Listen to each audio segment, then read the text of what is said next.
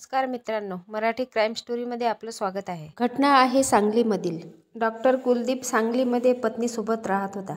त्यांची पत्नी माहेरी गेली होती, तेव्हा त्याला विचित्र विचार आले दुसरे लग्न करण्याचा।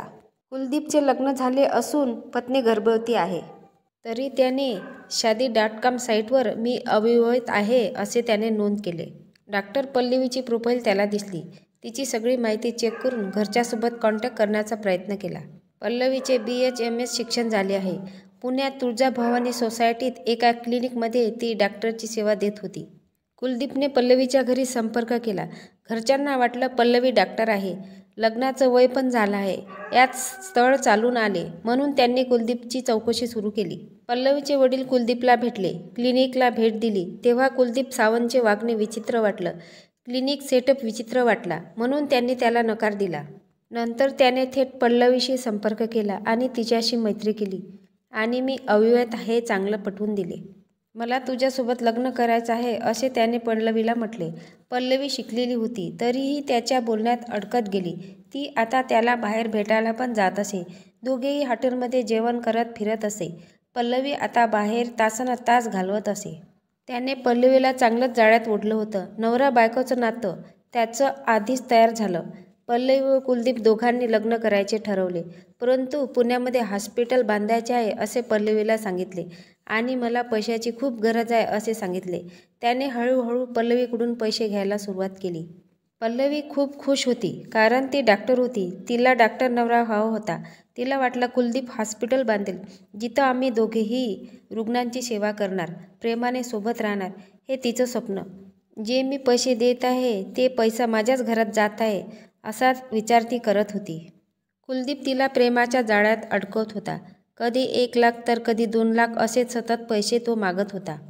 पल्लवी पण त्याला नेहमी पैसे देत होती। पल्लवीने ही गोष्ट आईवडिलांना सांगितले नाही।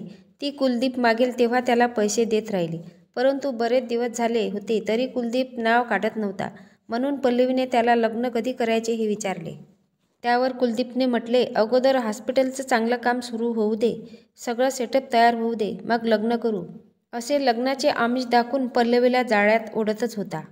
ती पण आंधळी होऊन त्याच्यावर विश्वास ठेवला। असेच बरेच दिवस निघून गेले, तरी कुलदीपचे पल्लवीकडून पैसे घेणे थांबले नाही। एक दिवस पल्लवीच्या लक्षात आलं की कुलदीपने 10 ते 20 लाख रुपये पल्लवीकडून आतापर्यंत घेतले होते। तिने घरच्यांना न सांगता दिले होते, त्यामुळे पल्लवी टेन्शनमध्ये आली। ती नेहमी लग्न कधी करायचं हे कुलदीपला विचारायची।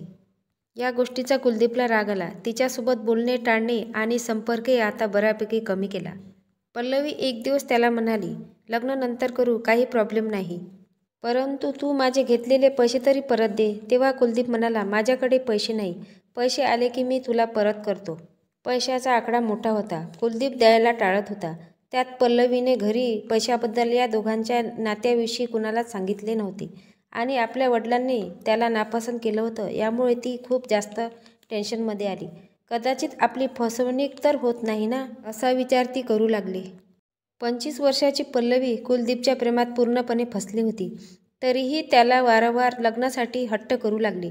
तेव्हा कुलदीपने चिडूनच म्हटले, पल्लवी, मी तुझ्यासोबत लग्न करू शकणार नाही, माझी बायको गर्भवती आहे, माझं लग्न झालेलं आहे।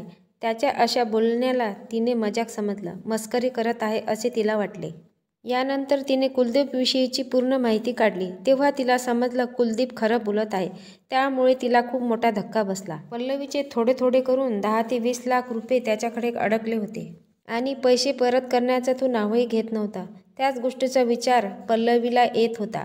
घरच्यांना देखील धोक्यात ठेवलं, याचं सुद्धा तिला गिल्ट वाटू लागलं।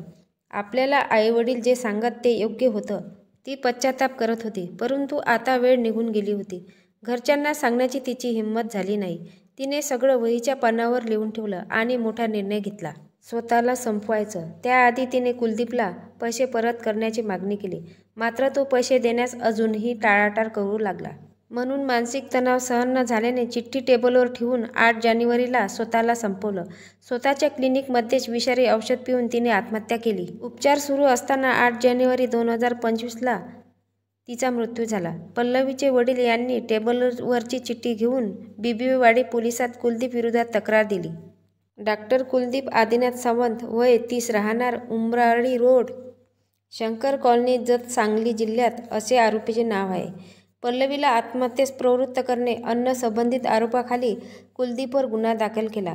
पोलीस उपायुक्त डॉक्टर राजकुमार शिंदे, सहाय्यक आयुक्त कुमार गोडसे, वरिष्ठ पोलीस निरीक्षक शंकर साळुंखे यांच्या मार्गदर्शनाखाली तपास करून डॉक्टर कुलदीप सावंत यांना मुंबई येथून अटक केली. या घटनेबद्दल तुम्हाला काय वाटते नक्की कमेंट बॉक्समध्ये सांगा. चॅनलला सबस्क्राईब करा, लाईक करा. भेटूया पुढल्या व्हिडिओत. जय महाराष्ट्र.